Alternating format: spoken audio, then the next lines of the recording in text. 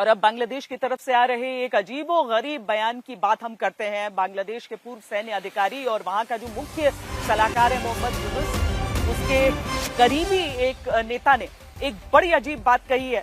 सुझाव दिया है कि अगर भारत पहलगाम आतंकवादी हमले के जवाब में पाकिस्तान पर हमला करता है तो ढाका को भारत के पूर्वोत्तर राज्यों पर कब्जा करने के लिए चीन के साथ सहयोग करना चाहिए। अब यूनुस के इस करीबी का नाम है retired major general ALM Fazlur Rahman. Facebook पर एक पोस्ट में उसने लिखा कि अगर भारत पाकिस्तान पर हमला करता है तो बांग्लादेश को पूर्वोत्तर भारत के 7 राज्यों पर कब्जा कर लेना चाहिए। उसकी तरफ से लिखा गया, मुझे लगता है कि इस संबंध में संयुक्त सैन्य व्यवस्था पर चीन के साथ चर्चा शुरू करना आवश्यक है।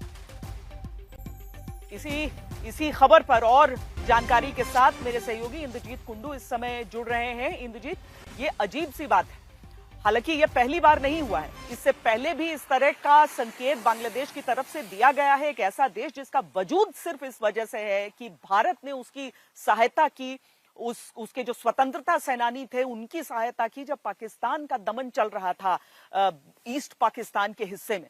लेकिन आज इस तरह की बातें करते हुए बांग्लादेश के लोग क्या साबित करना चाह रहे हैं? बिल्कुल, ये काफी शॉकिंग एक स्टेटमेंट है और कहीं ना कहीं ये बयां करता है कि इस वक्त बांग्लादेश की जो राजनीतिक परिस्थिति है और जो क्षमता में है, उनकी मानसिकता किस तरह की है।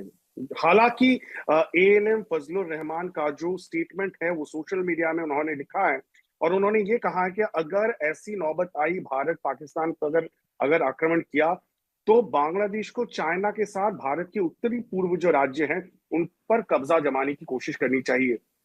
और ये ऐसे वक्त पे वो कह रहे हैं जब मोहम्मद यूनुस खुद जब चाइना गए थे कुछ हफ्ते पहले, आपको याद होगा, तब उन्होंने भी एक विवादित बयान दिया था ये कहते हुए कि नॉर्थ ईस्ट लैंडलॉक्ड जगह है और बांग्लादेश के पास जो सी पोर्ट्स है उसको चाइना को देना चाहिए, इस्तेमाल करना चाहिए।